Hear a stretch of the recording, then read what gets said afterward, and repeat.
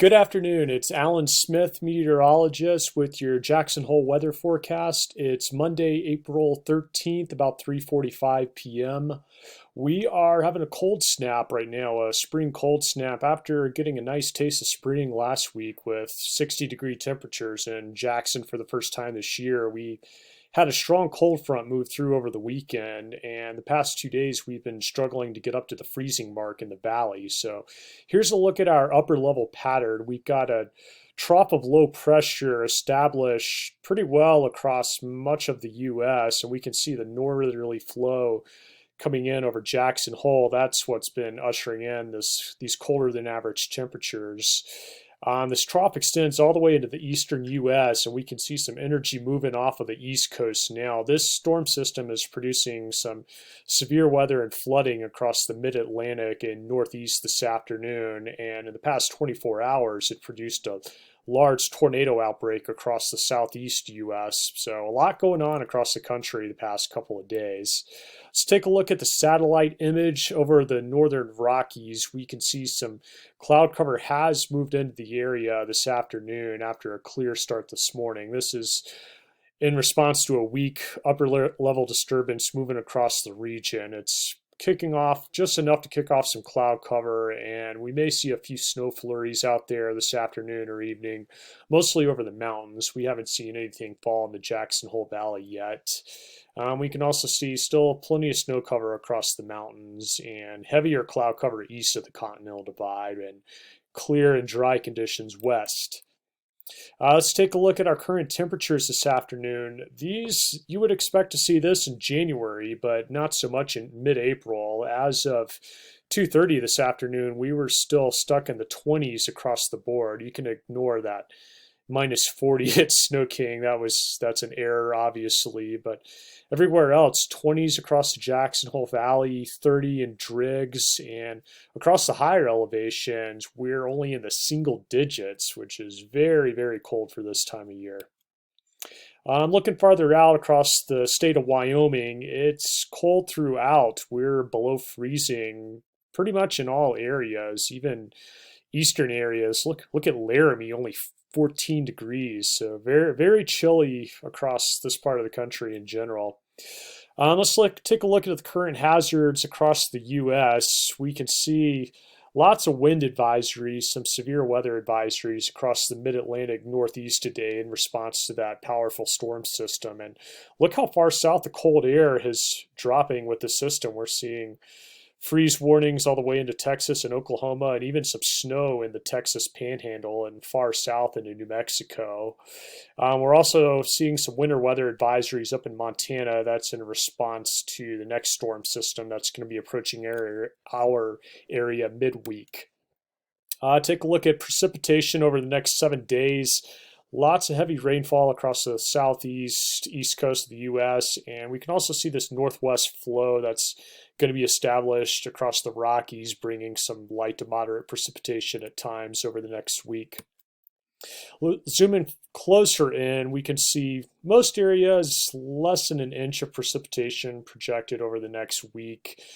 Some areas across across the Continental Divide, eastern mountain ranges could see a little more, and then Colorado Rockies Front Range may also see up to a couple inches of moisture over the next week as well.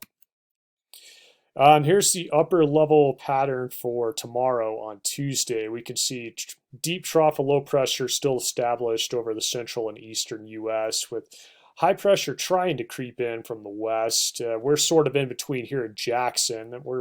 That's going to result in a warmer day with mostly sunny skies. We'll get into the upper 30s for highs in Jackson, which is still well below average for this time of year. Then as we get into Wednesday, we can see our next disturbance dropping in from the north-northwest, and that'll bring our main chance of precipitation this week. Starting late Tuesday night, we could see snow move in, but this is going to be a fairly cold system for this time of year, so we can expect to see snow levels down to the valley floor. And here's the jet stream position on Wednesday morning, which is lining up favorably for the Tetons. So we can expect most likely our heaviest snowfall occurring during the morning hours on Wednesday.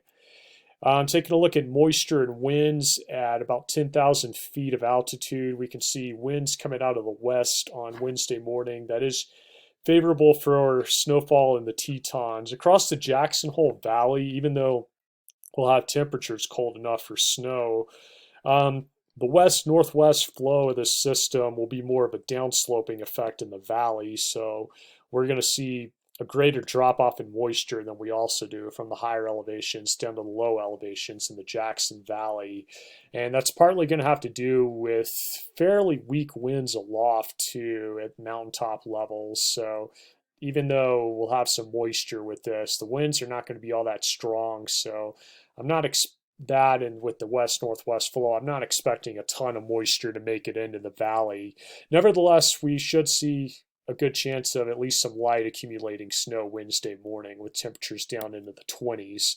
So here's a look at Futurecast radar. This is late Tuesday night or about 3 a.m. Wednesday morning. We can see the leading edge of this moisture moving into northwest Wyoming. Then around midday Wednesday, still some pretty widespread snowfall occurring across the southern half of Teton County, where we can see the moisture axis starting to shift a little farther south as well. Then by late Wednesday afternoon, winds are turning to the northeast, and that moisture shifting south and east of the area. We'll start to dry out around Jackson Hole at that time. Total precipitation amounts, this is from one of NOAA's weather models. We could see pretty good bit across western Montana especially, but some respectable amounts getting into Wyoming as well. And central, eastern Wyoming and Montana are going to see decent amount of precipitation, as we'll have northeast winds east of the Continental Divide, creating an upslope effect for those areas. Projected snow amounts, we could see heaviest looks to be over Montana around Big Sky, Beartooth, but still some pretty good snowfall all across western and northern Wyoming as well. Let's take a look at later part of the week. This is getting into Thursday. We're going to be in between systems here. I say in between systems, more in between weather features. We got the high pressure lurking to the northwest. Trough of low pressure over the east coast and a little bit of energy south of us, but we're going to dry out on Thursday. However, with still the trough of low pressure established over the Rockies, we'll see colder than average temperatures, likely only getting into the upper 30s after starting out in the teens on Thursday morning. So kind of stuck in this colder than average pattern throughout the week. Friday, start to warm up a little bit. Will remain dry, but we should be getting up into the 40s at least, which is still a bit below average, but warmer compared to the rest of the week. As we get into the weekend, a little more uncertainty. We start to see high pressure creeping in a little more from the west. So we are going to see more of a warm up this weekend, temperatures getting back into the 50s. Earlier morning model runs were showing the potential for some light showers moving into the area at some point over the weekend. Midday models have backed off on that. So for now, looking pretty dry over the weekend, but I could rule out some isolated showers at some point, but we're not going to see anything significant over the weekend. I am pretty confident about that. Let's take a look at temperatures over the next 5 days. As you can see, well below average Monday. Tuesday and Wednesday, we warm up a little bit, getting up to around 40. That's still chilly for this time of year. Thursday, we drop a few degrees, and we're starting out in the teens in the mornings, Thursday and Friday morning. Then Friday afternoon, we'll warm back up into the mid 40s.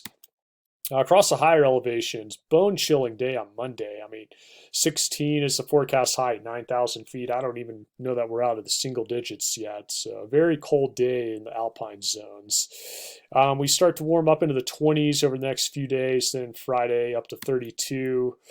Look at precipitation over the next few days. We could see, accounting for those possible flurries on Monday, then late Tuesday night and during the daytime Wednesday is when we're going to see the best chance of snow showers in the valley. At this point, I would expect snow amounts on Wednesday morning to range from a trace to an inch in the valley. So light snowfall amounts with temperatures down to the upper 20s. It could be enough to have some light road accumulations, but I'm not expecting any major travel issues in the valley.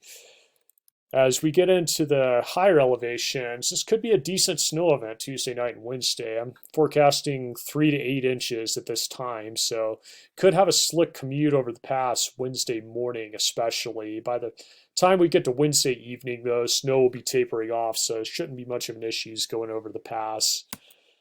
Let's take a look at the long range forecast. This is the 8 to 14 day outlook from NOAA. They are projecting high pressure to creep in enough to lead to a nice warm up this weekend heading into next week with slightly favored towards above average temperatures. That would get us into the 50s, maybe even up to 60 next week. So that's a good sign after the chilly week. A little bit of a bias towards showery weather heading into next week. We could see another system creep in out of the northwest at some point. I don't think we have any major precipitation on the outlook next week, but of course that's still a long ways out. It does look like we could see some slightly unsettled weather.